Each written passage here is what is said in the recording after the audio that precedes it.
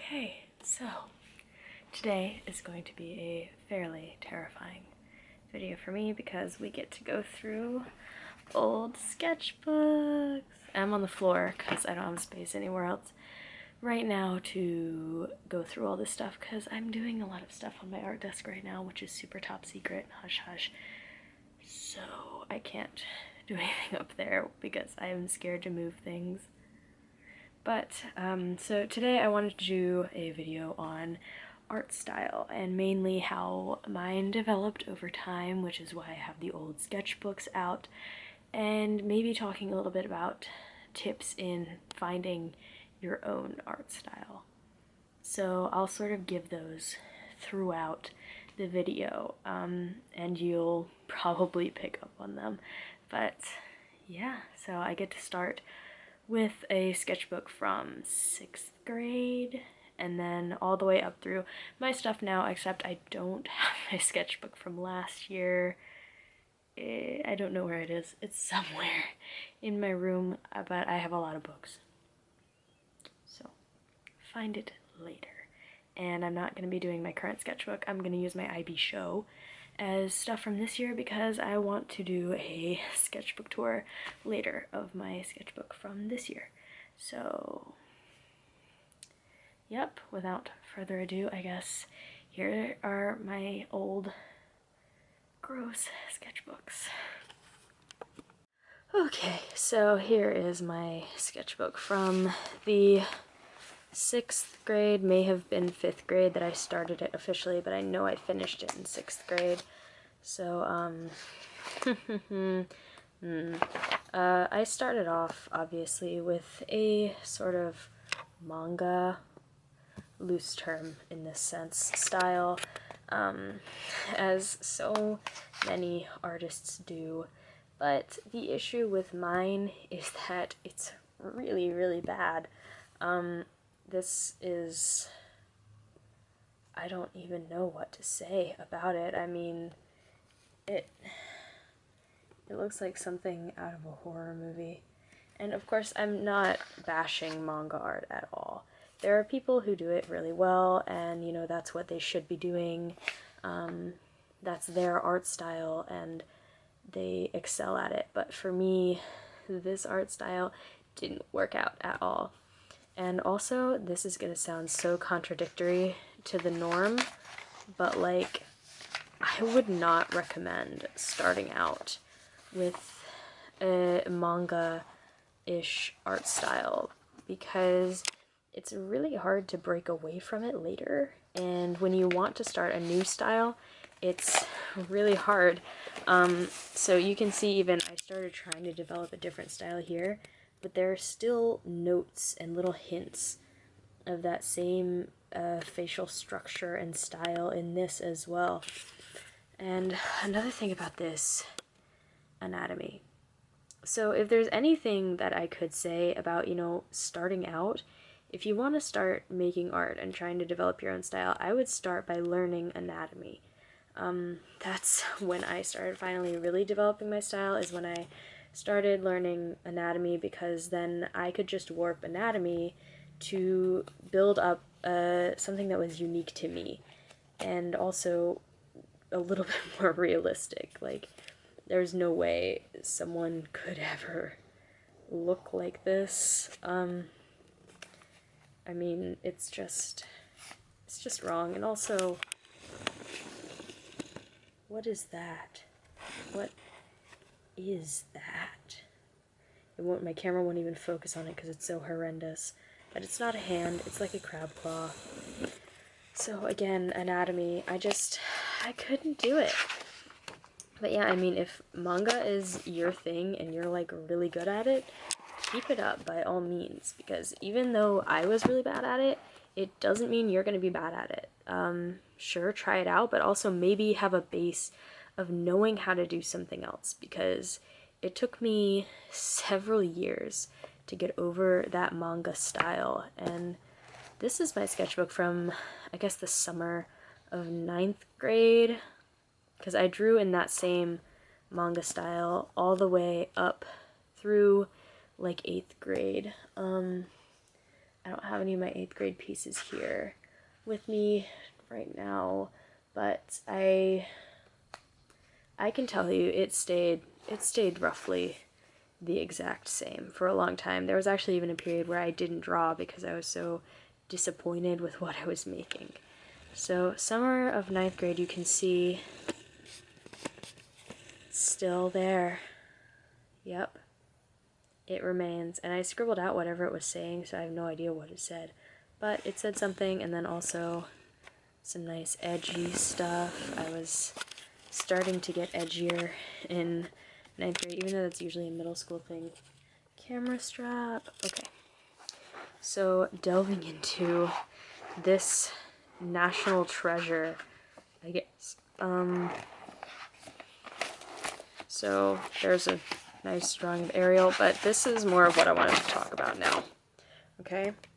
So the next style that I really focused on was entirely based off of a specific Batman animated TV show and this one screen grab of Batgirl. Just this screen grab of her.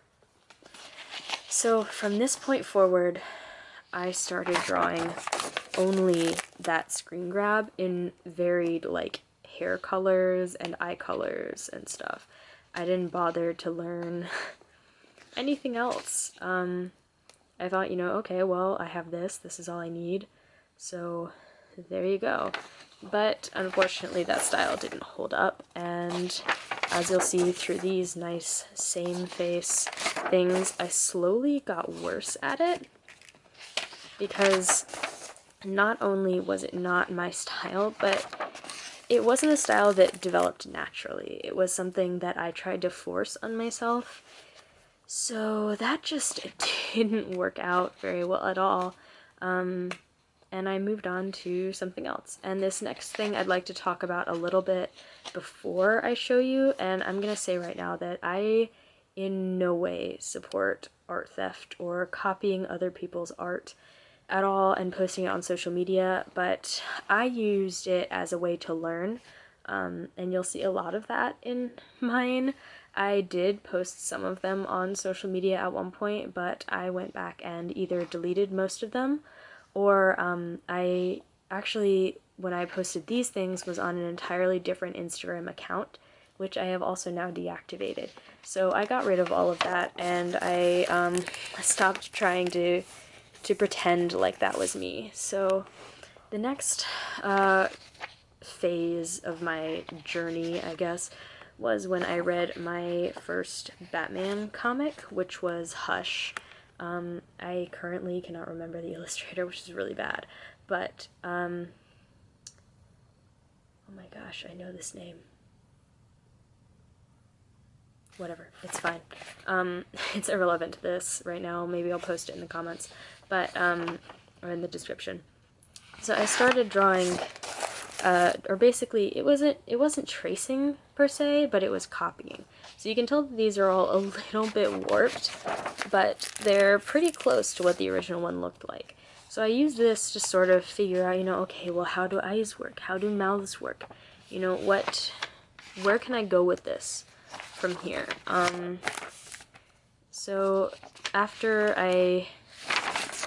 yeah, I remember doing this one on the beach one day, but I learned a lot through these, and even though I really regret using another artist's work to try and better myself, I do think that it had a major impact on my style, because I think you can sort of see some of these elements still in my work now, and it really is like my personal style really did come from this. And after a while of doing these sort of halfway copied drawings, if I can find it, oh my gosh. Okay, well, they're somewhere in here, but I started to really figure out how to develop my own characters out of it. Oh, that was a chair design in 9th grade. Ooh, those chairs were creepy. but I started to figure out how to actually create my own stuff. Here it is. Not this, that's Elsa, obviously. But, I started to figure out how to make my own characters. So, I drew in that sort of same comic-y, like really traditional comic-y style for a little while, but it didn't hold up very well for me because so much of it was based off of another artist. So I guess this would be 9th grade year for me. But here's more copied stuff. I started to try and study a little bit. So I found an artist that I liked on Instagram who sort of had a style similar to the traditional style, and I started trying to figure out how she went about doing everything that she did. That was a stop motion project. So then, I need to shift, my leg hurts. So then I started being able to create my own art, using this style again. But it held up a lot more because I had studied it. I wasn't just, you know, trying to figure out, okay, well, how can I best copy this artist? It was, how can I best find a way to fit this style to the things that I want to create, which definitely helped me a lot. And again, this is a style that you can see probably a bit more of in my current work. So actually, I used to love this picture. Oh my god. So actually, having a base of copying people isn't terrible. Again, I'm not cool with you. Oh, that's something from my friend. I'm not cool with people stealing work, you know, pretending that work is theirs. But if you want to use that work to figure out what areas of that style are intriguing you and what areas of that style do you want to make your own, and you figure out a way to do it in your own way, I think that's awesome. That's great. Oh my gosh, I have a repaint of this in my room. I kind of want to show you guys, but I don't know. But, so it's, yeah, I would say, because this is also obviously very different from what I started off with in this sketchbook, but it's becoming more distinctly my own, I guess, is what I'm trying to say here. So definitely, you know, test things out. Don't completely trace another artist's work and then claim it as your own, but do studies off of other artists, and that'll definitely help you find, you know, what works for you best. So, the end of an era, but I guess this one is from maybe 10th grade, I guess. This would be 10th grade, but yeah, this is 10th grade. So this is getting even closer to my style now, but so it has more of a bit of a realistic feel to it. It's not as intensely comic book based. It's more, oh no, sorry, that's something that always bugs me is when someone doesn't put the little I'm pointing to it on my face, the tear duct in. But I'll talk about all that stuff in my anatomy video. So this, I started drawing people, real people that I would go into Pinterest or delve into Instagram to find, and I would draw them. And that was my first time drawing a hand. Wow. I can zoom too.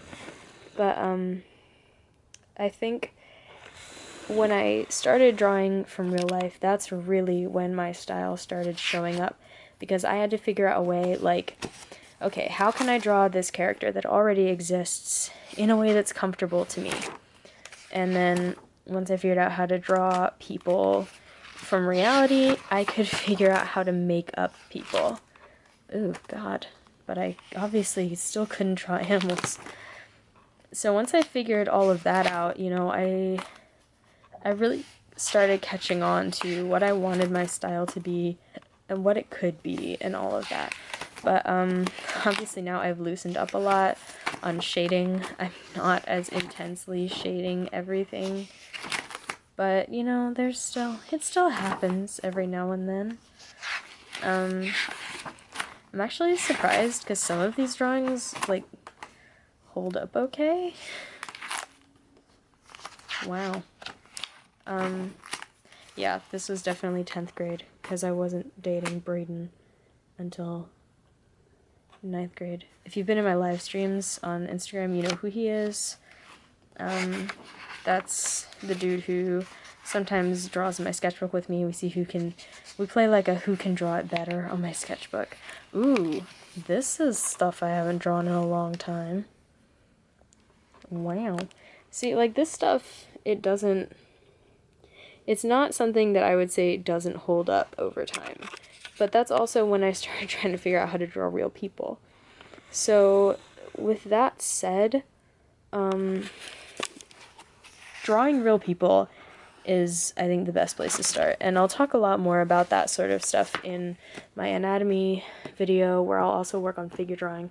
But moving on to more current work, and if you've been on my Instagram, you've probably seen all of these, but this is one of my more better known pieces right now, which is the Ophelia piece that I did last year, and here's a nice up and down of it while it's in its nice plastic wrap. But this is where, you know, my actual style really developed, and it's still sort of the same today, but maybe a bit more detailed, and I'm more comfortable drawing people close up now. This is a piece from this year that I did. So here's the figure. So you can see you can see a lot of the styles that I've shown in this video already in these works, that it's definitely, they're all visible in there a little bit. Even I think the manga is visible in there the tiniest bit, but my style's become a lot more realistic over time. Oh, here's some nice examples. Okay guys, here's some artist studies that I did in my process journal last year. So this one I did on Brian Kessinger. I think that's how you pronounce his name. He does the Otto and, oh god, Otto and Victoria comic. Yeah, it is Otto and Victoria books. And I did this lovely thing. And then this was Kazuki Takamatsu.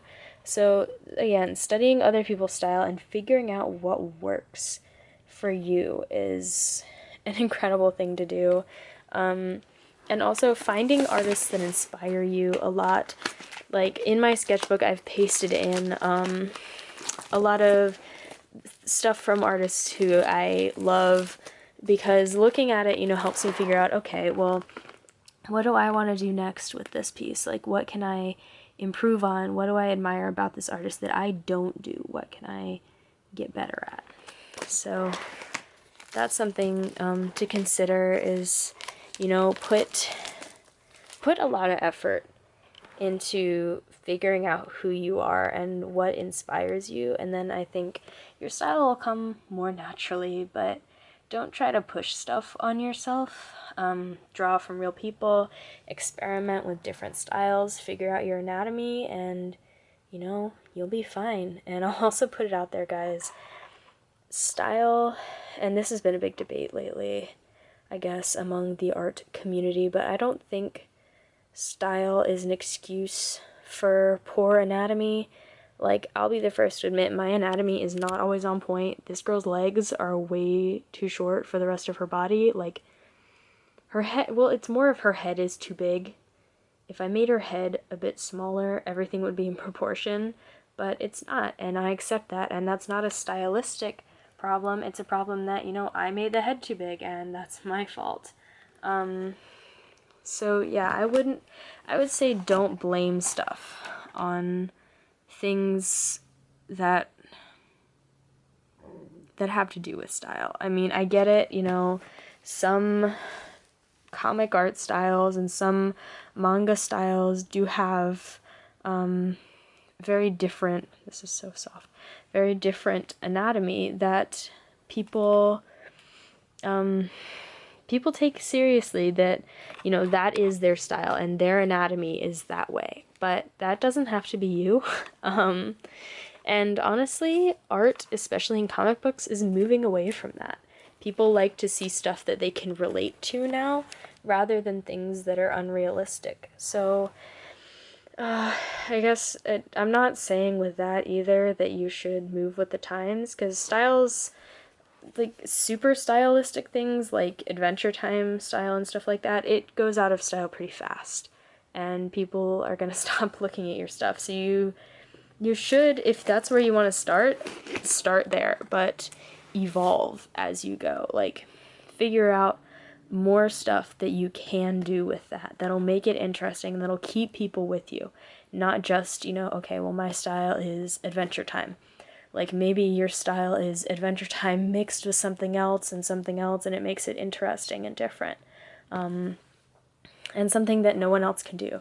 Because everyone's style is super unique, and even though I copied people for a long time, my style is now unique to me.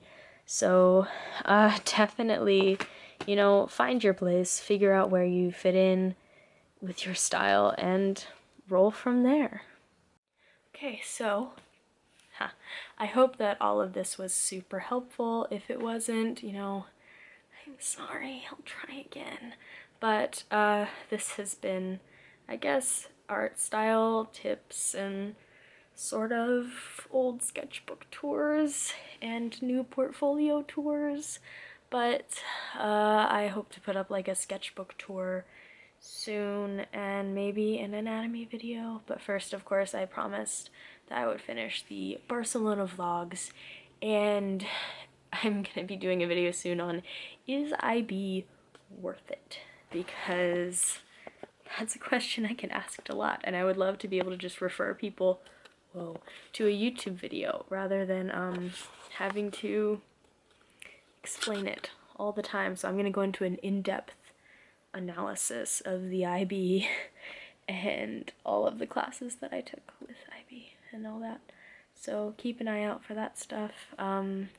Check me out on social media if you want to. You don't have to, but, you know, it would be nice. So have a great day and enjoy your life.